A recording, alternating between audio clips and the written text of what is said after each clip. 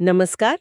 आज हम बात कर रहे हैं गुजरात में आई एक अहम भर्ती की, समग्र शिक्षा गुजरात 2025। हाँ, और हमारे पास इसकी जानकारी सरकारी नौकरी रिजल्ट वेबसाइट से है। करीब 180 सरकारी नौकरियां हैं ये। 180। हाँ, ये तो काफी है। तो आज हम इसी पर गहराई से चर्चा करेंगे। कहाँ-कहाँ हैं ये पद? ये देखिए सिर्फ एक जगह नहीं, राज्य स्तर पर हैं, फिर जिला लेवल पर, ब्लॉक लेवल पर भी, अच्छा। और साथ ही कस्तूरबा गांधी बालिका विद्यालय मतलब केजीबीवी और बॉयज हॉस्टल के लिए भी इसमें पद शामिल हैं। तो कुल मिला के 180 वैकेंसीज हैं। 180 पद। ये तो शिक्षा क्षेत्र में एक बड़ा अवसर लगता है। कौन-कौन से पद हैं इसमें? मतलब किस तरह के रोल्स? इसमें काफी विविधता है। जैसे ऑफिसर इंचार्ज का पद है, फिर assistant district coordinator, okay. Assistant architect भी हैं, और ब्लॉक लेवल पर एमआईएस कोऑर्डिनेटर अच्छा। मतलब मैनेजमेंट इंफॉर्मेशन सिस्टम कोऑर्डिनेटर। हाँ, समझ गया। और वो हॉस्टल वाले? हाँ, हॉस्टल वाले भी, केजीबीवी और बॉयज हॉस्टल दोनों में वार्डन, असिस्टेंट वार्डन, अकाउंटेंट, ये सब पद हैं। अच्छा।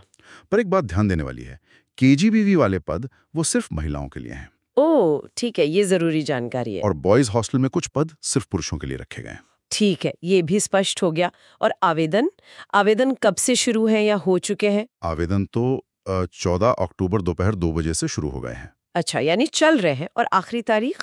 आखिरी तारीख है 30 अक्टूबर 2025 रात 11:59 बजे तक। तो मतलब समय ज्यादा नहीं है। हाँ, ये तो है, फटाफट करना होगा। अच्छा, अब सबसे अहम सवाल पर आते हैं। चयन कैसे होगा?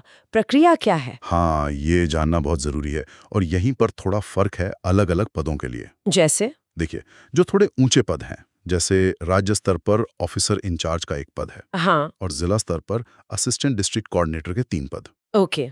दिन ये 70% वेटेज मेरिट का है, मतलब आपकी पढ़ाई और अनुभव का, और बाकी 30% इंटरव्यू का। अच्छा, 70-30 का हिसाब। और वो असिस्टेंट आर्किटेक्ट वाले पद, 10 पद थे शायद। हाँ बिल्कुल, असिस्टेंट आर्किटेक्ट के 10 पद। इनका मामला थोड़ा अलग है। कैसे? ये अकेला ऐसा पद है जिसके लिए लिखित परीक्षा भी होगी, ओह। रिटन टेस्ट भी। हाँ। इसमें 50% वेटेज मेरिट का, 30% लिखित परीक्षा का, और 20% इंटरव्यू का। अच्छा, तो इसमें 3 चीजें हो गई, मेरिट, टेस्ट और इंटरव्यू। बिल्कुल, शायद इसलिए क्योंकि ये तकनीकी पद है, तो उसमें लिखित परीक्षा जरूरी समझी गई। हाँ, हो सकता है। ये तो हुई बड़े पदों की बात। लेकिन जो बाकी पद हैं, जैसे ब्लॉक लेवल वाले या केजीवीवी और हॉस्टल वाले, उनकी संख्या भी तो काफी ज्यादा है। हाँ, और यहीं पर मतलब कई उम्मीदवारों के लिए एक राहत की बात है। क्या? ब्लॉक स्तर के पद, जैसे एमआईएस कोऑर्डिनेटर के 3 पद, ब्लॉक रिसोर्स पर्सन के 6 पद, हाँ। और केजीबीवी और बॉयज हॉस्टल के जितने भी पद हैं, वार्डन, असिस्टेंट वार्डन, अकाउंटेंट, जिनकी संख्या काफी ज्यादा है, खासकर केजीबीवी में। महिलाओं के लिए 53 वार्डन, 73 असिस्टेंट वार्डन, 45 अकाउंटेंट हैं। हाँ, ये तो बहुत सारे पद हैं। तो इनमें क्या है? इन सभी पदों के लिए चयन 100% मेरिट के आधार पर होगा। क्या बात है! 100% मेरिट, मतलब कोई इंटरव्यू नहीं, कोई लिखित परीक्षा नहीं? जी हाँ, बिल्कुल। इन पदों के लिए कोई इंटरव्यू या टेस्ट नहीं है, सिर्फ आपकी शैक्षणिक योग्यता और अनुभव। वाह! ऑनलाइन फॉर्म में जो जानकारी देंगे, उसी के आधार पर मेरिट लिस्ट बनेगी और चयन हो जाएगा। ये तो बहुत ही बढ़िया खबर है उन लोगों के लिए जिनका एकेडमिक रिकॉर्ड अच्छा है और अनुभव भी है। सही कहा, उनके लिए ये एक सुनहरा मौका हो सकता है। बिल्कुल। अच्छा, अब थोड़ी योग्यता की बात कर ले। कौन लोग अप्लाई कर सकते हैं? क्या चाहिए? योग्यता तो देखिए पद के हिसाब से अलग अलग है। किसी में बीकॉम मांगा है तो किसी में बीसीए या पीजीडीसीए। हम्म। कुछ पदों के लिए बीएड या स्पेशल बीएड जरूरी है। असिस्टेंट आर्किटेक्ट के लिए जाहिर है बीई आर्किटेक्चर। और सामान्य ग्रेजुएशन वाले? हाँ, कई पदों के लिए सामान्य ग्रेजुएशन या पोस्ट ग्रेजुएशन भी काफी है। लेकिन सटीक जानकारी के लिए मेरा सुझाव है कि नोटिफिकेशन जरूर देखें, उसमें सब कुछ विस्तार से दिया होता है। सही बात है, नोटिफिकेशन देखना तो बनता है। और उम्र सीमा? उम्र सीमा ज्यादातर पदों के लिए 35 साल है अधिकतम। 35 साल? हाँ, लेकिन असिस्टेंट डिस्ट्रिक्ट कोऑर्डिनेटर के लिए थोड़ी ज्यादा, 45 साल तक, और ऑफिसर इंचार्ज के लिए 50 साल तक। अच्छा, कुछ छूट है बड़े पदों पर। और आवेदन शुल्क? शुल्क जनरल और ओबीसी के लिए 500 रुपए है, और SC ST PWD उम्मीदवारों के लिए 250 रुपए। ठीक है। और हाँ, भारतीय नागरिक होना तो अनिवार्य है ही। ये नौकरियां अनुबंध पर है ना? 11 महीने के लिए, जैसा आपने शुरू में बताया था। हाँ बिल्कुल, ये 11 महीने के कॉन्ट्रैक्ट पर हैं। तो इसमें वेतन वगैरह कैसा रहेगा, कुछ अंदाजा है? हाँ, वेतन पद के अनुसार अलग अलग है। रेंज करीब 8,500 रुपए प्रति माह से शुरू होकर, जो शायद अकाउंटेंट का है, 35,000 रुपए प्रति माह तक जाती है, जो ऑफिसर इंचार्ज का है। अच्छा, 8,500 से 35,000 तक। ठीक है। और कोई लाभ, जैसे पेंशन, बीमा? स्रोत में इनका जिक्र तो है, पर क्योंकि ये अनुबंध आधारित नौकरियां हैं, तो इनकी सटीक शर्तें क्या होंगी, ये शायद अनुबंध पत्र में ही ज्यादा स्पष्ट होगा। हाँ, ये बात तो है।